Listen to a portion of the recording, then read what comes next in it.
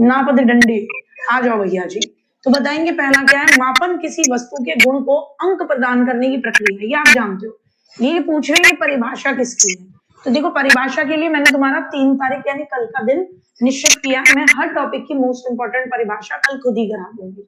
तो स्टीवेंस हैं वो ये कहते हैं कि मापन का मतलब होता है मापना, अंक देना, मात्रात्मक, परिमाणात्मक या संख्यात्मक तौर पर किसी चीज को अंक प्रदान करना। मुझे पूरा भरोसा था पहली गिल्ली में तुम्हारे कज्जे उड़ जाएंगी, क्योंकि इसमें तुम गप्पी मारोगे।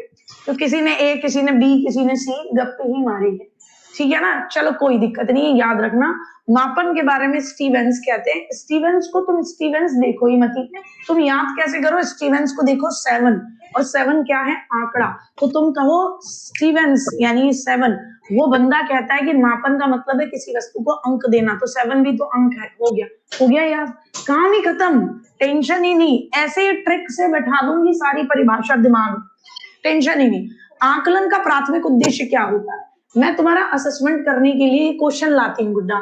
मेरा प्राथमिक उद्देश्य क्या है, मैं देखूं, ग्रेड दूं तुम्हें कि हाय ये देखो आदित्य बढ़िया है, कैलाशी भैया बढ़िया है, नीति बढ़िया है, नीति बढ़िया छोड़िए भैया मेरी, तो ऐसे करूं मैं इस तरीके से, या रैंक दूं तुम्हें कि अरे भैया ये टॉप 1 में, ये टॉप 2 में, ये टॉप 3 में, या तुम्हारी लर्निंग में सुधार करूं, या तुम्हें उत्तीर्ण अनुत्तीर्ण कर दूं, ये कह दूं कि अरे यार तुम्हारा कुछ नहीं होने वाला, तुम यहाँ कुछ नहीं कर पाते। क्या होगा, बिल्कुल लर्निंग में सुधार। तो मैंने क्या बताया था कि बेटा आकलन सबसे अच्छा वो है जो सुधारात्मक हो, है ना, कैसा हो, जो सुधारात्मक हो, जिसमें हम बच्चे की कमियों को डायग्नोस करें और उन कमियों को दूर करें। Like as if I want to teach my kids, पहले ऑफ ऑल मुझे अपने बच्चे की पकड़नी होगी कमी, तो डायग्नोस करना होता है पहले, तभी तो आप उसमें सुधार कर सकते हो, उपचार कर सकते हो। तो आकलन सबसे अच्छा वो जो लर्निंग में सुधार करे, और वो आकलन क्या कहलाता है, उसको आप कहते हो रचनात्मक आकलन। क्या कहते हो गुड्डा, इसको हम रचनात्मक आकलन कहते हैं, जिसको हम कहते हैं फॉर्मेटिव असेसमेंट। क्या कहते हैं, फॉर्मेटिव असेसमेंट, रचनात्मक आकलन, है ना।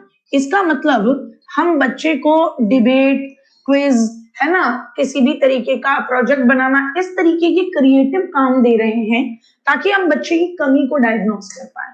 तो इसको हम क्या कह सकते हैं, रचनात्मक आकलन कह लो, या इसको कह लो अधिगम के लिए आकलन। क्या कह लो, अधिगम के लिए आकलन, कि हमारा एम क्या है, कि हम आकलन किस लिए कर रहे हैं, असेसमेंट फॉर लर्निंग। हमारा एम क्यों है, क्यों हम लर्निंग कर रहे हैं, ताकि लर्निंग को बेहतर बना सके, इसलिए हम असेसमेंट कर रहे हैं।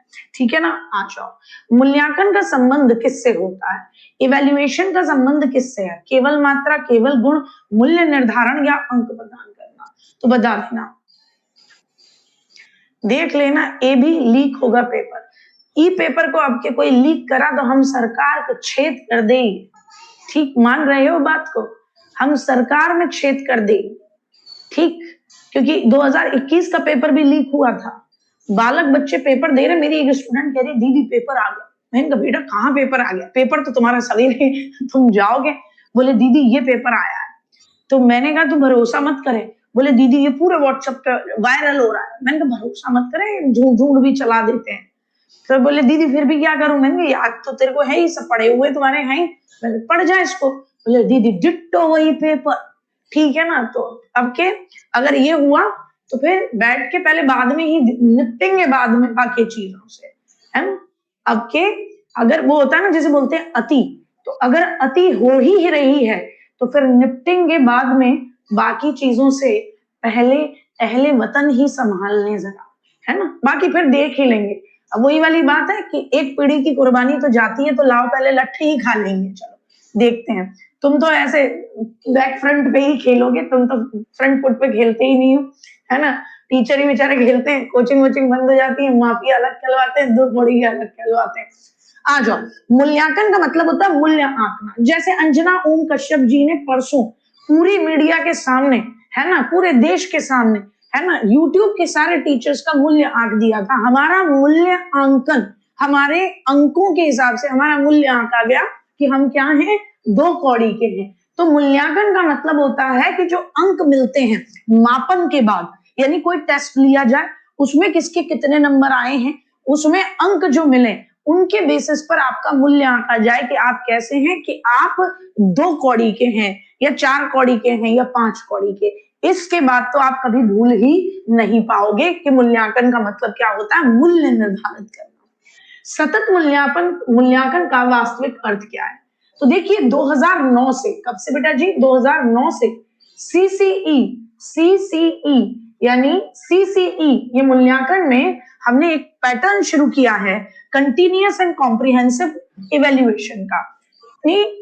किसका शुरू किया है? कंटिन्यूअस यानी continuous and comprehensive, continuous and comprehensive evaluation का कंसेप्ट हम लोगों ने लिया है। तो इसमें कंटिन्यूअस का मतलब क्या है? कंटिन्यूअस का मतलब है सतत, लगातार।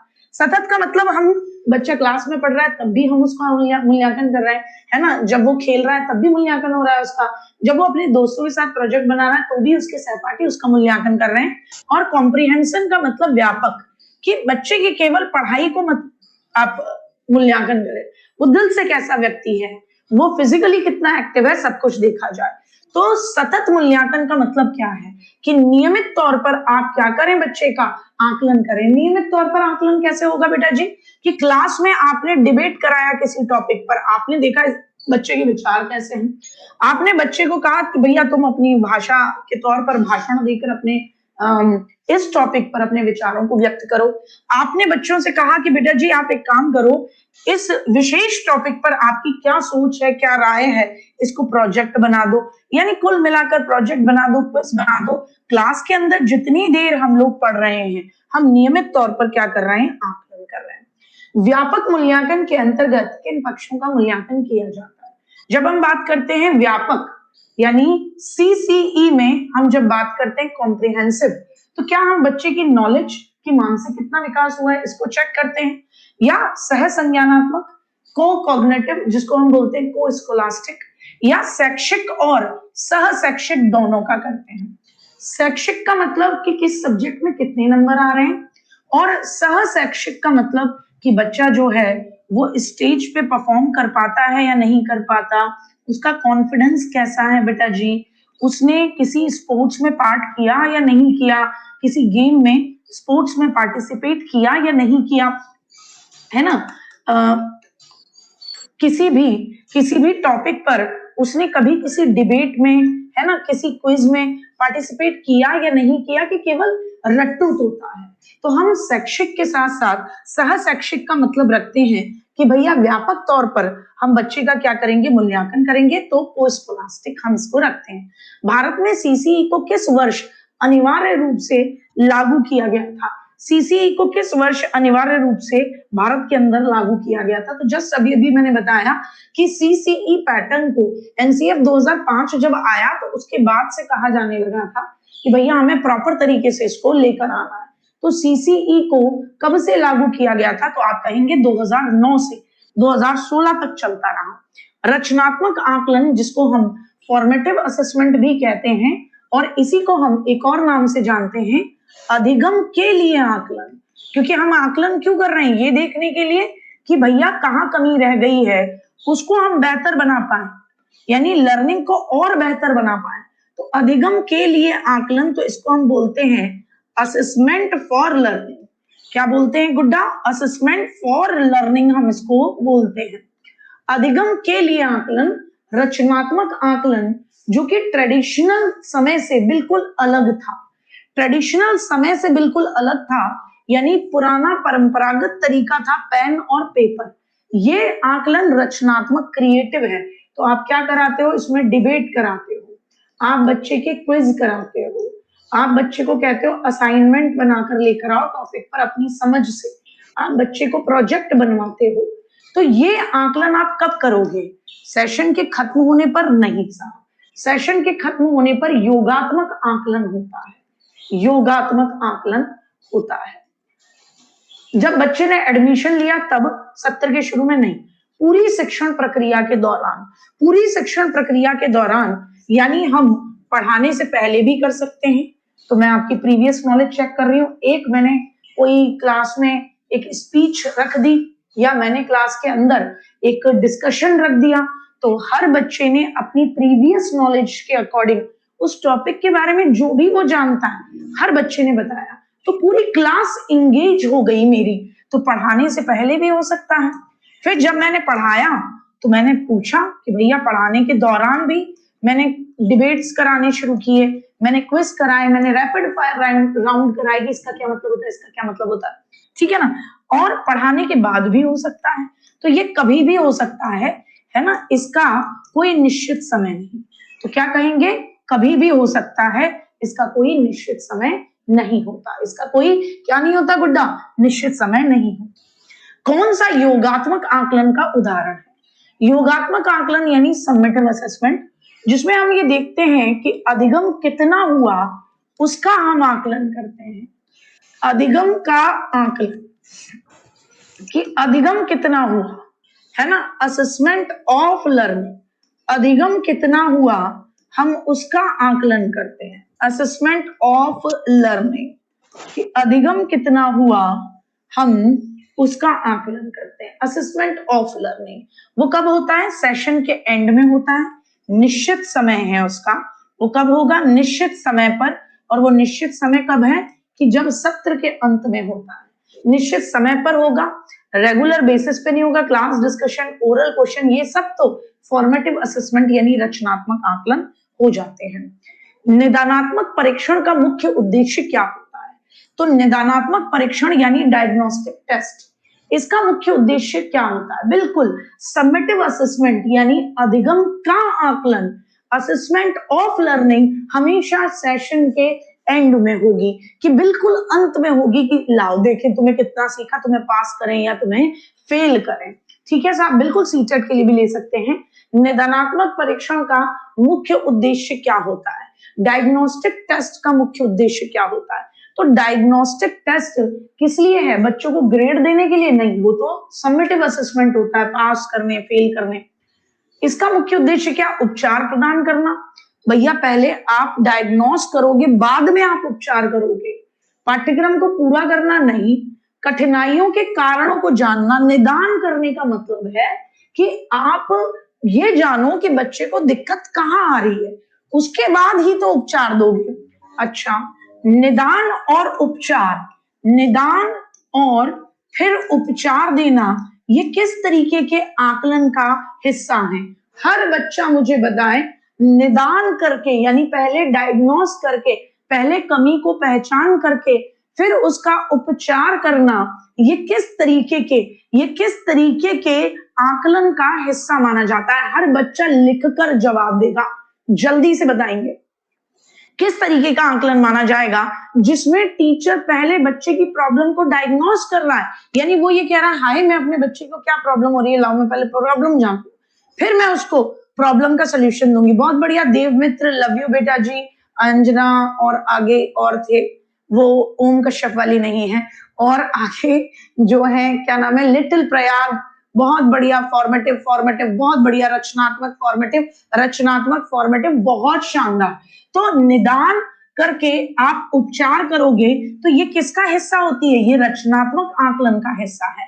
क्यों? क्योंकि रचनात्मक आकलन क्या करता है, ये जानना चाहता है कि आपकी कमियां कहाँ हैं, ताकि आपको फीडबैक दिया जा सके। फीडबैक का मतलब आप सुधार की गुंजाइश होती है कि आप में सुधार कराया जा सके, सुधारात्मक। इसीलिए हम इसे कहते हैं अधिगम के लिए आकलन, कि आकलन क्यों करा? ताकि अधिगम बेहतर हो जाए। तो अधिगम के लिए आकलन किया है। ठीक है ना, आगे बढ़ेंगे। ठीक है ना, आगे बढ़ेंगे। बच्चे ने क्या और कितना सीखा, और कितना सीखा, इसकी जांच करने के लिए कौन सा परीक्षण होगा? क्या सीखा तुमने और कितना सीखा।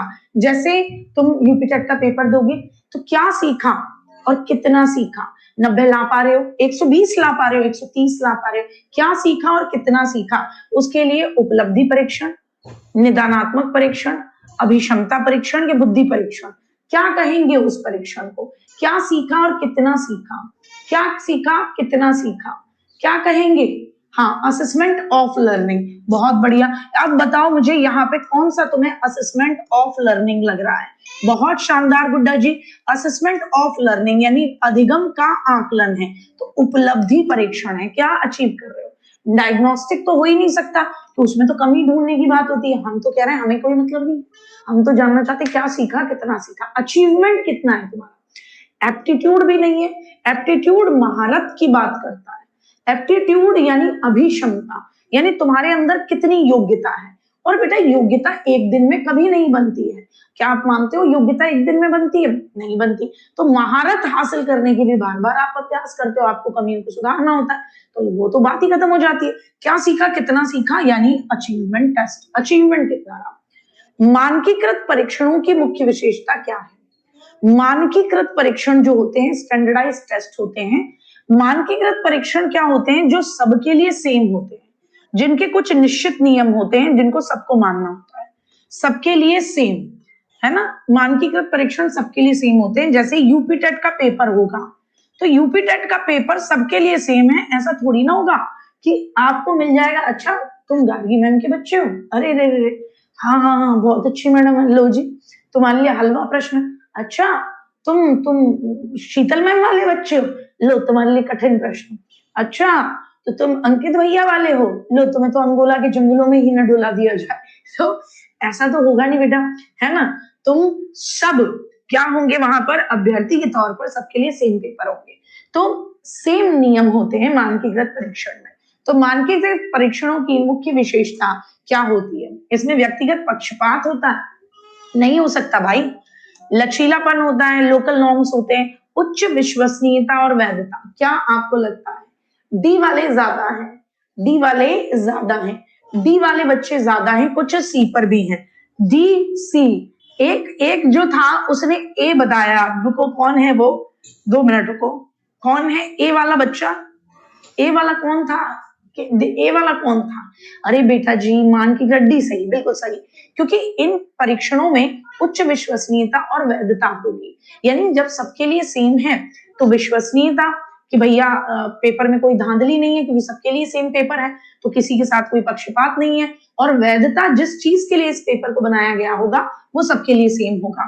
लोकल नॉर्म्स नहीं होते हैं, पूरे यूपी में ये होगा, ऐसा थोड़ी ना कि मतलब मथुरा में अलग पेपर छपेगा, आगरा में कुछ अलग पेपर छपेगा, स्थानीय मानक नहीं होते, ठीक है ना। और मानकीकृत है तो लचीलापन नहीं होगा, जब सबके लिए सेम हो गया तो नहीं होगा, तो व्यक्तिगत पक्षपात नहीं हो सकता। क्या होगा, सबके लिए सेम है तो फिर विश्वसनीयता उसकी हाई होगी, और वैधता, वैधता का मतलब क्या होता है कि जिस उद्देश्य के लिए बनाया जाए उसी उद्देश्य की पूर्ति करेगा। आपका पेपर जिस उद्देश्य के लिए बनाया गया है, जिस उद्देश्य के लिए बनाया जाए उसी उद्देश्य की पूर्ति करेगा, उसी उद्देश्य की पूर्ति करेगा, उसी किसकी पूरी करेगा, उसी उद्देश्य की पूर्ति करेगा, उसी उद्देश्य की क्या करेगा, पूर्ति करेगा। ठीक है ना बेटा जी, आगे बढ़ेंगे। शिक्षक निर्मित परीक्षण मुख्य रूप से किसके लिए उपयोगी होते हैं? अगर टीचर कोई परीक्षण बना रहा है तो किसके लिए फायदा है?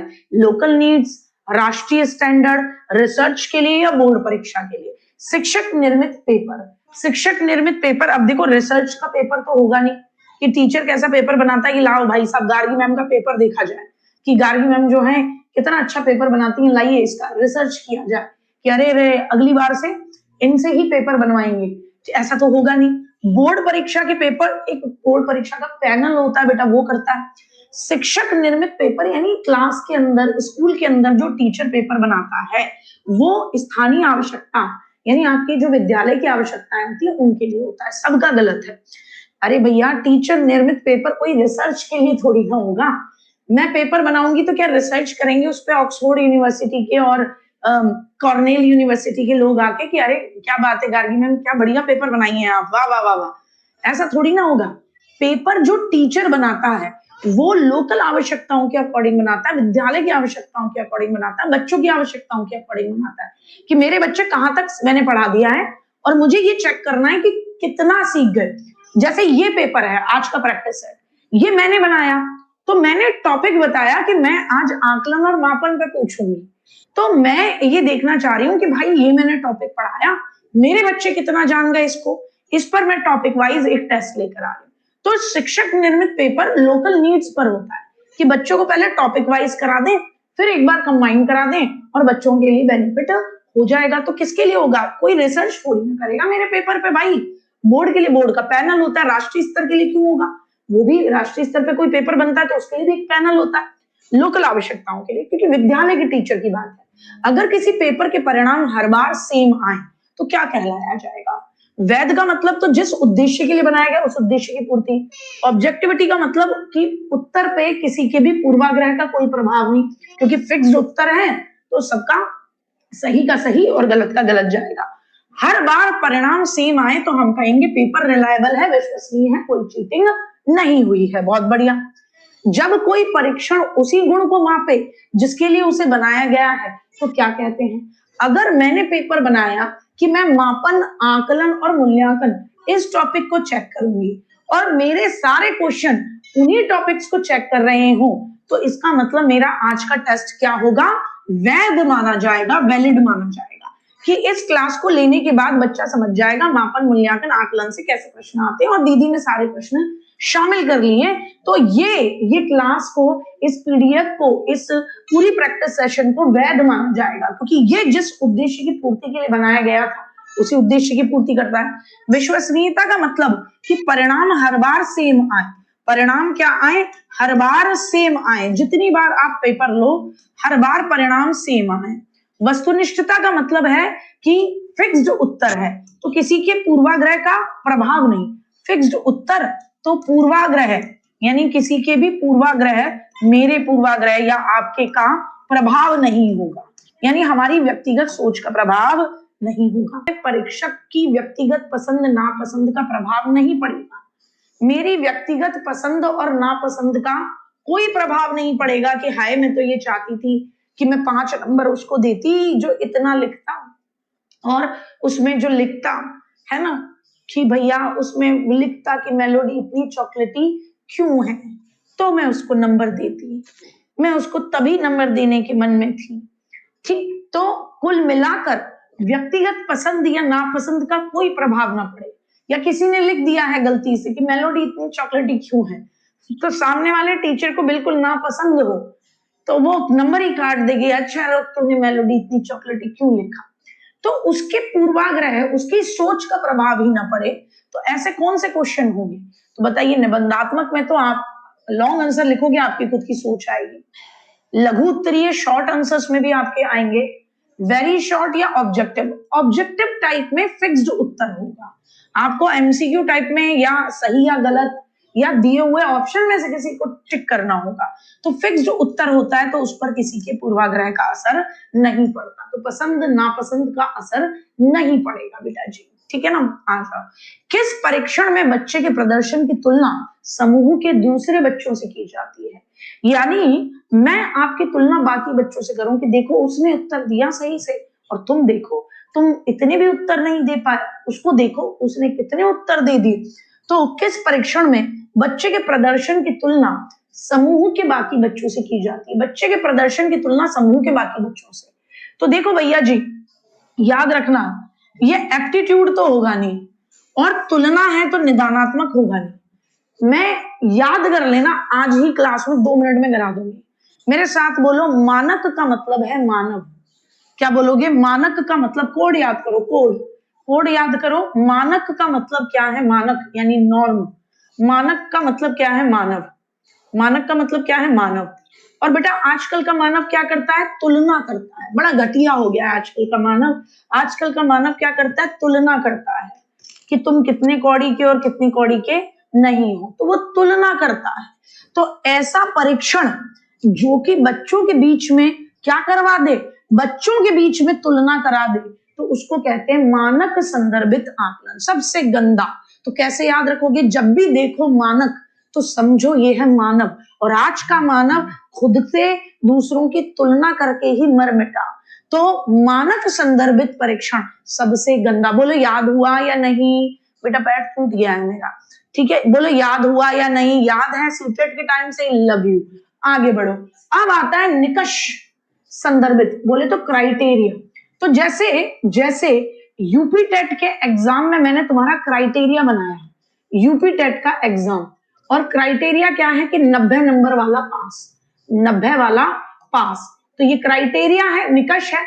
तो 90 से ऊपर ऊपर तुम्हारे आने चाहिए, है ना। तो मैंने एक क्राइटेरिया बनाया है और उस क्राइटेरिया से मैं तुम्हारी तुलना कर रही हूँ। तो मैं ये कह रही हूँ कि बेटा 90 वहां लाने हैं और 90 से ज्यादा ही लाने हैं यार गुरु वहां पे, क्योंकि सुपर टेट की तैयारी करनी है हमें। तो 90 से ज्यादा वहां लाने हैं, तो यहाँ एक महीने में 130 का झंडा गाड़ ही देना है। 130 मॉक टेस्ट में आने ही आनी चाहिए, इतने तो लेकर ही आए, ऐसा रिवीजन हो जाए। तो मैंने एक क्राइटेरिया बना दिया है, उस क्राइटेरिया के कितने करीब आप पहुंच रहे हो, आप कितने करीब पहुंच रहे हो, किसी दूसरे से आपकी तुलना नहीं। तो ये वाली तुलना क्या कहलाती है, CRT, क्राइटेरिया रेफरेंस्ड टेस्ट। तो जब दूसरों से तुलना हो तो वो मार्क्स संदर्भित है, और एक क्राइटेरिया बनाकर बच्चे को कहा जाए कि उसके कितना करीब पहुंच गए, फिर आपकी तुलना की जाए, तो वो निकष है। जब किसी परीक्षा में सफलता का आधार कोई पहले से निर्धारित स्तर है कि 90 वाला पास है, पहले से ही एक क्राइटेरिया बनाया हुआ है, पहले से निर्धारित एक स्तर है, तो वो क्या कहलाता है। जब किसी परीक्षा में सफलता का आधार क्या है कि एक क्राइटेरिया बनाया हुआ है पहले से ही, गुड्डा, एक क्राइटेरिया पहले से बनाया हुआ है और उसके अकॉर्डिंग तुम्हारे कितने नंबर आ रहे हैं, तो वो क्या हो गया, CRT हो गया, क्राइटेरिया रेफरेंस्ड टेस्ट हो गया। इसमें बच्चे की तुलना किसी दूसरे बच्चे से नहीं होती। और मानक में क्या होती है, बच्चे के प्रदर्शन की तुलना दूसरे बच्चों से, बच्चे के प्रदर्शन की तुलना किससे होती है, मानक में बच्चे के प्रदर्शन की तुलना दूसरे बच्चों से। तो 1 मिनट में याद हो गया आपको, दूसरे बच्चों से, ठीक है ना। कंटेंट की मैराथन बहुत जल्द लेकर आएंगे बेटा जी, बिल्कुल निश्चिंत रहिए। पूरा कंटेंट मोस्ट इंपॉर्टेंट चीज है, यूट्यूब पर यही 8-9 घंटा अच्छे तरीके से मैं तुम्हें लिखाऊंगी, पढ़ाऊंगी, समझाऊंगी, यही करा रही होगी। 8-9 घंटा बढ़िया कंटेंट की मैराथन भी लाऊंगी। इस संडे पहले मैं लेकर आ रही हूं आपके लिए 500 क्वेश्चन, किसके लिए, CDP के, और बेहतरीन उसी में से 30 में से 30 आएंगे आपके, उसी में से फंसा दूंगी मैं, क्योंकि पूरा रिवीजन करा दूंगी पूरे कंटेंट का। बच्चे के जीवन की किसी विशिष्ट या महत्वपूर्ण घटना का विस्तृत विवरण किसमें दर्ज किया जाता है, बच्चे के जीवन की किसी विशिष्ट या महत्वपूर्ण घटना का विस्तृत विवरण किसमें दर्ज किया जाता है।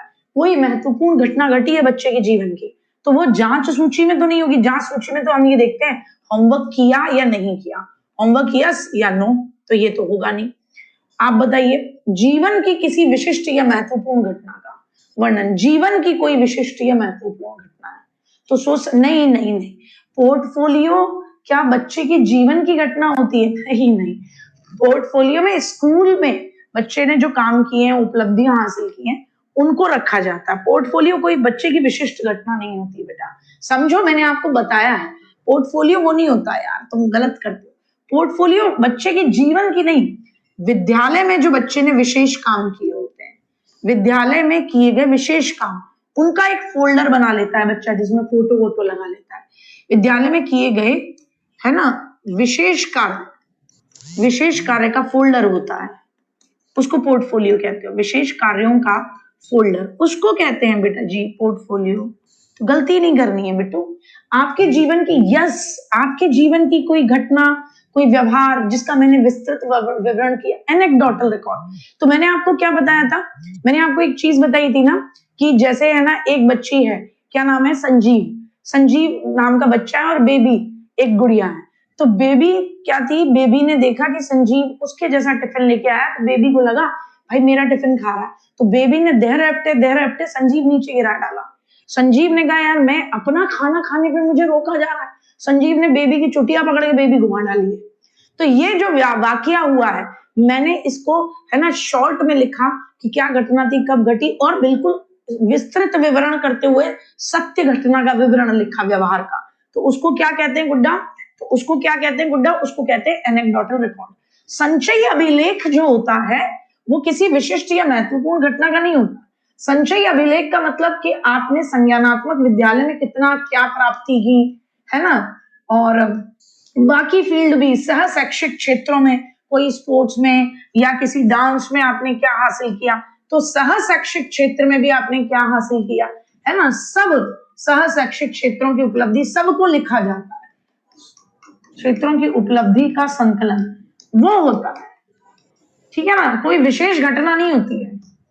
घटना, विशेष घटना, व्यवहारगत घटना, तो वो तो एनेक्डोटल रिकॉर्ड होता है। बच्चों के कामों का एक व्यवस्थित संग्रह जो समय के साथ उनकी प्रगति को दर्शाता है। आप सोच के बताना, बच्चों के कामों का, आपने कोई काम किए हैं, जो भी काम किए विद्यालय में, उनको मैंने सिस्टमैटिक तरीके से संग्रह करके रख दिया बेटा जी, जो आपकी प्रगति बता रहा है कि देखो पहले ये बच्चा कैसा था और अब देखो ये कितना बेहतर कर रहा है। तो इसको रेटिंग स्केल तो नहीं कहेंगे, क्योंकि रेटिंग स्केल क्या होता है कि रेटिंग स्केल में आप रेट करते हो कि 5 स्टार रेटिंग, 10 स्टार रेटिंग। इसको संचयी अभिलेख कहेंगे, या इसको अवलोकन शीट कहेंगे, या इसको कहेंगे पोर्टफोलियो।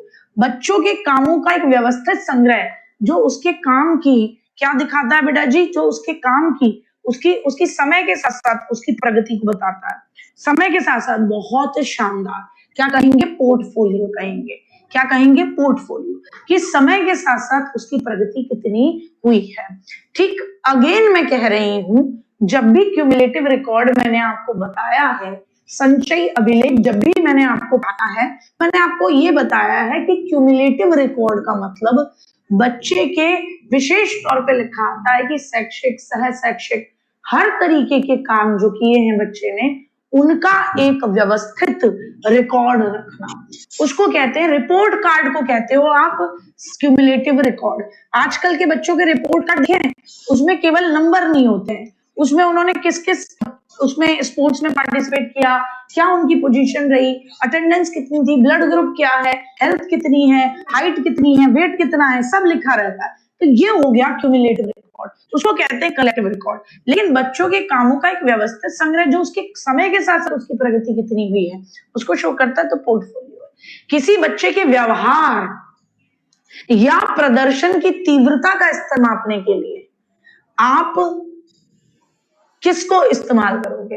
आपका जो व्यवहार है, मैं उसकी इंटेंसिटी चेक करना चाह रही हूं। आपका व्यवहार अच्छा था तो कितना अच्छा था, बुरा था तो कितना बुरा था, तो मैं उसकी तीव्रता चेक करना चाह रही हूँ। तो क्वेश्चन अगर ढंग से पढ़ लोगे तो 2 मिनट में बता दोगे।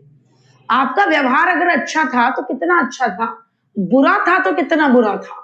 तो मैं अगर आपके व्यवहार या आपकी परफॉर्मेंस की तीव्रता चेक करना चाह रही हूँ, रेटिंग स्केल, मैं क्या चेक कर रही हूँ, बिल्कुल रेटिंग स्केल, कि यार अगर आपका व्यवहार अच्छा था तो मैं कह रही हूँ 5 स्टार में से कितनी, कि मैंने आपको 4.5 की रेटिंग दी, मैंने आपके लिए क्या बना दी, 4 स्टार की रेटिंग दे दी मैंने आपको। और बुरा था तो मैंने कम दे दी। साहब आगे बढ़े, हाँ नहीं, आपको ये चीज पसंद है या नहीं है, आप स्कूल में उस दिन आए थे या नहीं आए थे, इसके रूप में अगर मैं आपकी व्यवहार की जांच करूं तो उसके लिए कौन सा उपकरण उपयुक्त होगा। जहां मैं बेसिकली हाँ नहीं, अब्सेंट है आपके अंदर या है, आपने साइंस की कॉपी दी या नहीं दी, आपने आपने सीडीपी के नोट्स कंप्लीटली अपने हाथों से बनाए या नहीं बनाए, आपने है ना नोट दिया या नहीं दिया, ये मैं इसके बेसिस पर जांच करूं तो इसको क्या कहेंगे, बिल्कुल जांच सूची कहेंगे, है ना, क्या कहेंगे, जांच सूची। जब मैं रेट करूं आपके व्यवहार को, आपके प्रदर्शन की तीव्रता को रेट करूं, है ना, उसकी इंटेंसिटी को मैं है ना फोकस करूं कि यार ये तीव्रता कितनी थी, 4 में से कितने दे सकती हूँ, 5 में से कितने रेटिंग स्केल। पोर्टफोलियो आपका जो काम है, जो ये बता रहा है कि आपकी प्रगति कैसे हुई है समय के साथ साथ, कितना सर्वोत्तम काम आप करने लगे हो। पोर्टफोलियो इंटरव्यू आप जानते हो, आमने सामने बैठना। छोटे बच्चों के सामाजिक व्यवहार के मापन की सबसे बेस्ट विधि कौन सी है? छोटे बच्चे समाज में जो व्यवहार करते हैं गुड्डा, उसके मापन की सबसे बेस्ट विधि कौन सी होगी? प्रश्नावली, कि मैं उनसे प्रश्न पूछूं, कि मैं उनसे इंटरव्यू करूं, या मैं उनको ऑब्जर्व करूं, या उनकी लिखित परीक्षा लूं। छोटे बच्चे हैं और उनका सामाजिक व्यवहार कैसा है, जैसे मैं बताऊं भाई साहब, तुम आजकल के बच्चों के सामने कैमरा कर दो, इतने पोज देते हैं। हमारे जमाने में हमें 2 ही पोज समझ में आते थे, मम्मी पोल पट्टी खुल जाएगी, इनका सामाजिक व्यवहार कैसा है, इनके लिए ऑब्जर्वेशन मेथड ही अच्छा। अच्छा बेटा ये बताओ, अवलोकन विधि के जनक कौन है? जल्दी से बताओ, अवलोकन विधि के जनक कौन है? मजा आ जाएगा। देखते हैं कि व्यक्तित्व के साथ अगर मैं इसको मैच करवाऊं, या ओवरऑल भी पूछा जा सकता है अवलोकन विधि के जनक कौन है, तो क्या जवाब आएगा? अवलोकन विधि के जनक कौन है, जल्दी बताओ, मैं देखना चाहती हूँ सबसे पहले किसका जवाब है। हाँ, अवलोकन विधि के जनक, जल्दी जल्दी, बंडूरा। अरे वो, अरे अरे यार, अरे वो तो लर्निंग में बंडूरा है। अरे यार नहीं नहीं नहीं, वो तो लर्निंग के अंदर है। अगर मैं पूछूं कि कौन कहता है कि लर्निंग ऑब्जर्वेशन करके होती है, वो बंडूरा है। अवलोकन विधि के ओवरऑल जनक कौन है? वॉटसन। चलो औला दो। अरे अवलोकन विधि, बहिर्दर्शन विधि, वॉटसन। वॉटसन, वॉटसन है। वो जो तुम बंडूरा बता रहे हो, वो तो लर्निंग के लिए पूछा जाता है कि कौन कहता है कि लर्निंग करके, है ना, लर्निंग जो होती है वो दूसरों का ऑब्जर्वेशन, दूसरों का प्रेक्षण करके होती है। पर मुझे बहुत अच्छा लगा जिसने बंडूरा बताया, इसका मतलब उसकी भी पकड़ है, वो पढ़ तो रहा है, लेकिन जिस औलाद ने फ्रांसिस गाल्टन बताया उसको पकड़ के पीटने का मेरा मन था। वॉटसन है। कौन है गुड्डा? वॉटसन। क्योंकि हमने व्यक्तित्व में बहिर्दर्शन विधि के बारे में पढ़ा था, तो कौन है? वॉटसन। और जो आर्म स्ट्रॉन्ग बोल रहा है, गुड्डा रुक, तेरी आर्म नहीं पड़ के खींचू तुझे, है फोन में ही निकाल दूं तुझे बाहर। बिने साइमन परीक्षण 1905 में हुआ था, किस तरीके का परीक्षण था? तो अब बताओ, बिने साइमन परीक्षण, मैंने बुद्धि का परीक्षण आपसे पूछ लिया एक, तो बताओ बिने साइमन परीक्षण कैसा परीक्षण था? तो 1905 में फ्रांस में हुआ था। अल्फ्रेड बिने और थियोडोर साइमन ने बनाया था बेटा जी। ये व्यक्तिक था और शाब्दिक था, है ना, क्या था? इंडिविजुअल था और शाब्दिक था। आगे बढ़ेंगे गुड्डा। किसी विशिष्ट क्षेत्र जैसे संगीत में, कला में, गणित में मैं आपके भविष्य की सफलता की संभावना को मापना चाहती हूँ कि गणित में आप कितना अच्छा करेंगे, आर्ट्स में आप कितना अच्छा करेंगे, या म्यूजिक में आप कितना अच्छा करेंगे। मैं भविष्य में आपकी इन फील्ड में क्या संभावना है उसको मापना चाहती हूँ। तो ये कौन सा टेस्ट है? बुद्धि, रुचि, व्यक्तित्व या अभिक्षमता? आप कितना अच्छा करेंगे, मैं आपकी सफलता को आंकना चाहती हूँ। तो बताएंगे जल्दी से। बुद्धि, अरे बुद्धिमानो, अरे बुद्धिमानो, यूं कह रहे हैं बुद्धि।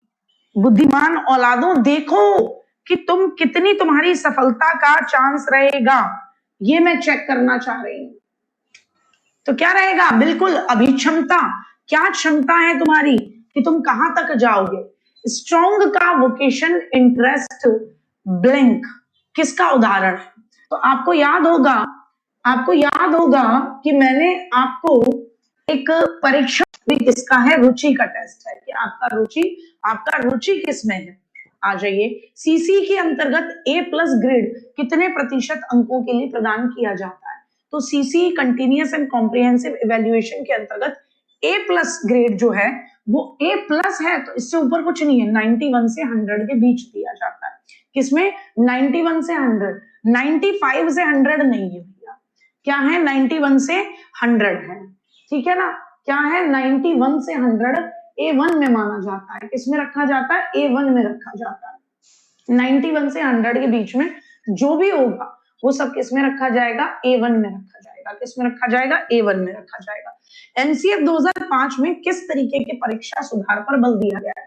तो एनसीएफ 2005 ने ये कहा गया कि केवल लिखित परीक्षाएं कराई जाएं, या बोर्ड स्कूल के बाहर के टीचर पेपर बनाएं, या ओम परीक्षाओं को अबॉलिश कर दिया जाए, हटा दिया जाए, या फिर बोर्ड परीक्षा को वोकेशनल ऑप्शनल बना दिया जाए कि कौन बच्चा अपने स्कूल में ही बोर्ड परीक्षा देना चाहता है और कौन बच्चा बाहर जाकर बोर्ड परीक्षा देना चाहता है। तो एनसीएफ 2005 ने बोर्ड एग्जाम को ऑप्शनल किया था।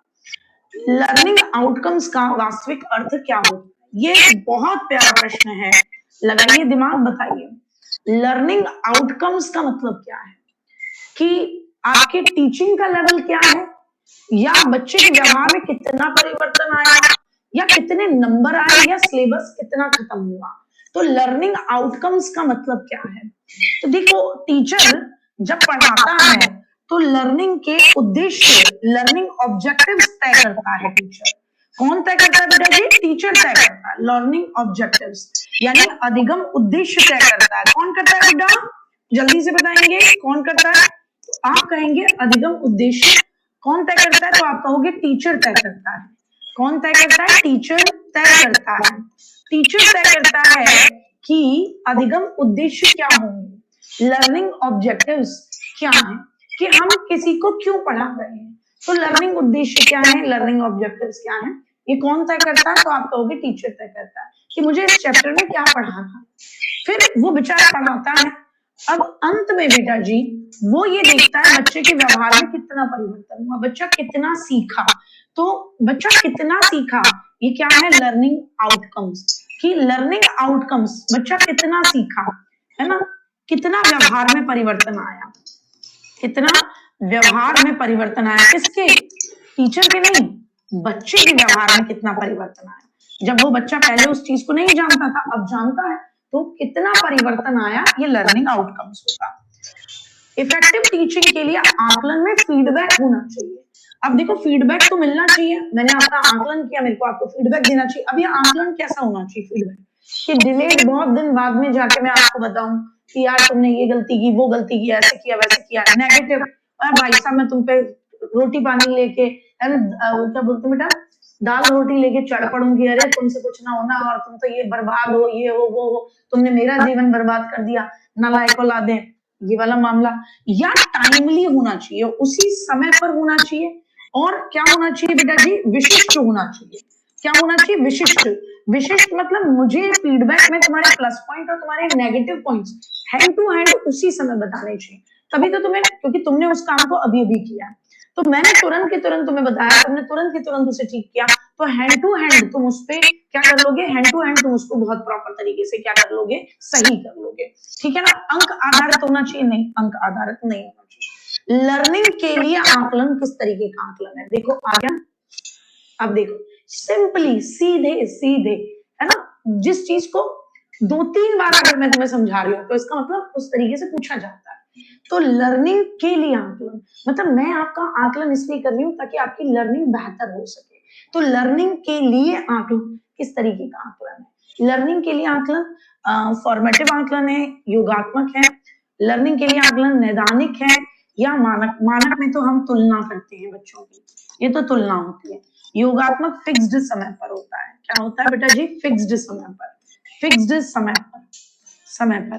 तो क्या कहेंगे, लर्निंग के लिए आकलन क्या आएगा, यस फॉर्मेटिव असेसमेंट। कहने को तो कोई बच्चा ये कह सकता है कि दीदी आप ही ने तो कहा अधिगम के लिए आकलन, कि मैं आकलन करके फिर कमी ढूंढूंगी और फिर उसको सुधार करूंगी, लेकिन ये नैदानिक आकलन भी किसका हिस्सा होता है, रचनात्मक का। तो मुझे बहुत अच्छा लगा तुम में से कोई अति चतुर बन के सी पे नहीं गया, जैसे थोड़ी देर पहले कोई अति बन गई एक औलाद, 2-3 ने सी दे ही दिया, अरे औलाद गुड्डा। अधिगम का आकलन, assessment of learning, assessment of learning का मतलब तुमने कितना सीखा, वो किस पे ध्यान देता है, सुधार करने की प्रक्रिया पे नहीं, सुधार करने की प्रक्रिया पे फॉर्मेटिव असेसमेंट या असेसमेंट फॉर लर्निंग ध्यान देता है। क्या कहेंगे, असेसमेंट फॉर लर्निंग, कि लर्निंग बेहतर हो वो वाला देता है। ठीक है ना, अधिगम का आकलन तुमने कितना सीखा, ये मैं तुम्हारी अंतिम उपलब्धि मानना चाहती हूँ, कितना सीखा यानी योगात्मक आकलन। योगात्मक आकलन कि तुम्हारे पास करूं तुम्हें या फेल करूं, तुम्हारी उपलब्धि क्या है। शिक्षण के दौरान फॉर्मेटिव असेसमेंट होता है, बच्चा खुद का मूल्यांकन करे, स्व मूल्यांकन, तो अधिगम के रूप में मूल्यांकन सबसे अच्छा मूल्यांकन ये कहलाता है। लर्निंग के रूप में आकलन किससे संबंधित है, जब हम बात करते हैं असेसमेंट एज लर्निंग, यानी जब हम बात करते हैं लर्निंग के बस 6 बजे तक चलेगी, 6 बजे तक और 7 मिनट रुकेंगे मेरे साथ। अधिगम के रूप में आकलन, ये कौन है, ये कहां से आते हैं ये बच्चे जो ये पूछते हैं कितनी देर चलेगी, हैं 1 घंटा भी टीचर ना पढ़ाए, इतनी जल्दी थक जाते हो, इतनी जल्दी थक जाते हो। तो वो 7 तारीख को 500 क्वेश्चन वाली क्लास में, तो मेरे हिसाब से तुम पूरे टाइम ही ये बोलते रहोगे कितनी देर चलेगी, है जो बोलेगा उसको तुरंत नागमणि देंगे।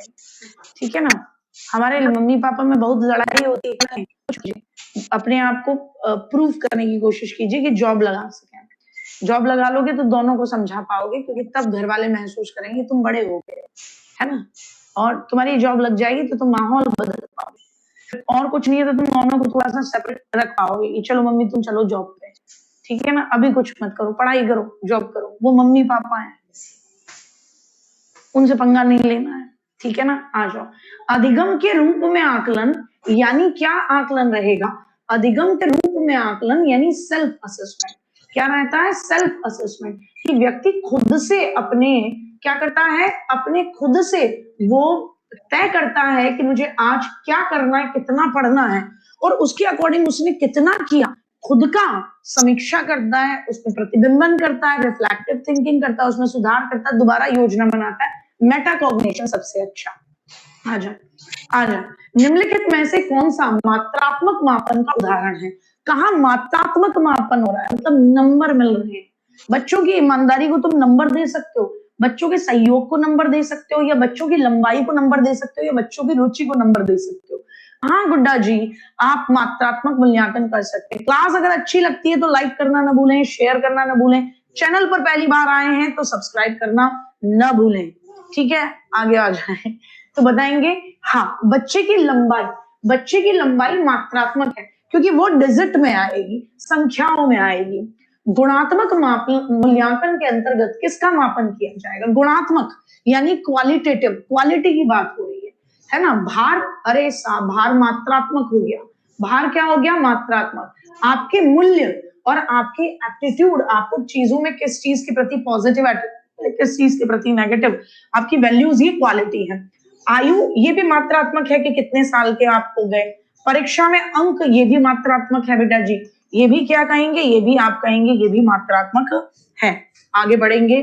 मापन का सबसे लोअर लेवल कौन सा है? तो मोस्ट इंपॉर्टेंट क्वेश्चन है, यहां से क्वेश्चन जरूर बनता है ना। मापनियां हैं 4, तो कौन सी मापनी सबसे लोएस्ट लेवल में रखी जाती है? तो आप कहोगे नामित मापनी सबसे बेकार है और अनुपात मापनी सबसे बेस्ट मानी जाती है। क्यों मानी जाती है सबसे बेस्ट? क्योंकि इसमें परम शून्य के साथ रेशो कि 1000 और 500 ग्राम में कितना अनुपात है। तो आप क्या कहेंगे?